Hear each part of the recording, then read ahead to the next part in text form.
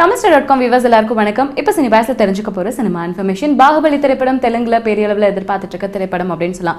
இந்த படத்தோட ட்ரைலர் வந்து YouTubeல ஏத்திருக்காங்க. இருந்தாலும் YouTubeல ஏத்தின ட்ரைலர் வந்து அழிக்கப்பட்டிருக்கு அப்படினு சொல்லி பாகுபலி படத்தோட டீம் வந்து YouTubeல பேசிட்டு இருக்காங்களாம். என்ன காரணம் அப்படினு கேட்டதுக்கு நார்மலா YouTubeல பாத்தீங்கன்னா ஒரு வீடியோ அப்லோட் பண்றாங்க அப்படினா அந்த வீடியோ வந்து ஃபுல்லா பார்த்து முடிச்சா மட்டுமே அதுக்கு லைக் ஆகட்டும் வியூ ஆகட்டும் கிடைக்கும். ஆனா தெலுங்கு ரசிகர்கள் பாகுபலி ட்ரைலர்ஸ் ஏறின உடனே பாத்தீங்கன்னா அதிக அளவுல கொண்டு போய் ட்ரெண்ட்ல நிறுத்தணும் அப்படின்றது ரெஃப்ரெஷ் கொடுத்து ஒவ்வொரு வீடியோஸும் கிட்டத்தட்ட ஒரே நாள்ல 10 லட்சம் கணக்கு காமிச்சிருக்காங்களாம்.